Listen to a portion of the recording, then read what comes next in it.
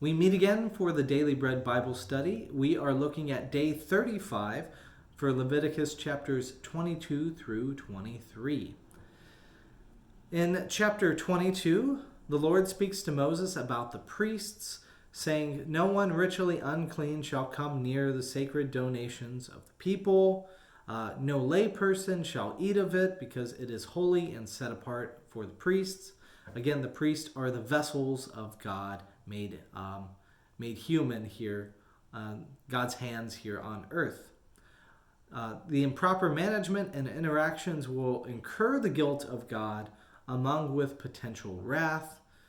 We see that happens to the sons of Aaron. 2 of them are killed because of that incursion of guilt and God's wrath for them. But anyways, in Leviticus 22 verse 9, "They shall keep my charge, so that they may not incur guilt and die in the sanctuary for having profaned it.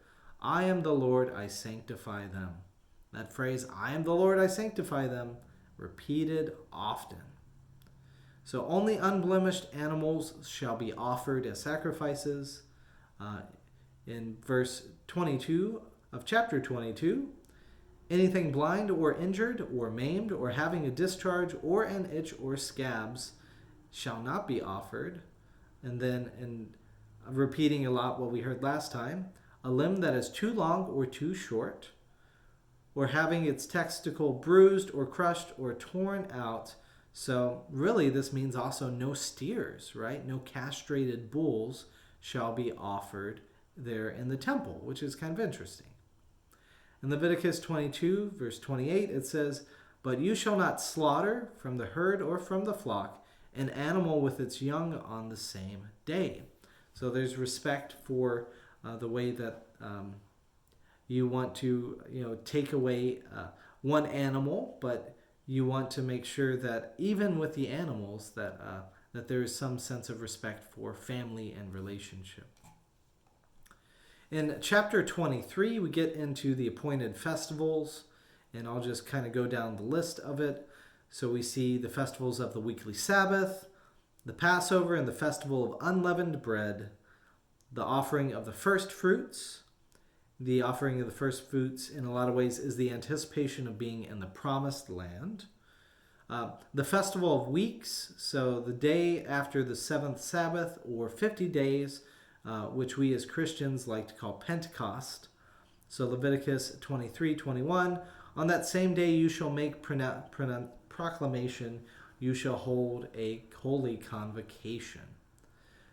There is the festival of trumpets, which reminds me before the Battle of Jericho, to commemorate that. There is also Yom Kippur, the Day of Atonement, in Leviticus 23, verse 29. "For anyone who does not practice self-denial, especially the sense of no work, during that entire day of Yom Kippur, shall be cut off from the people." In Leviticus 23, verse 32, "It shall be to you a Sabbath of complete rest, and you shall deny yourself. On the 9th day of the month at evening, from the evening to evening, you shall keep your Sabbath." And then it closes off with the festival of booths or tabernacles to commemorate the 7-day. You're spending 7 days in tents, non-permanent structures, as a remembrance of the Israelites who wandered around in tents as well. So there are the festivals, and that brings us to the end of our section of Leviticus. I hope you enjoyed it, and that was a short one for today, but look forward to seeing you again next time.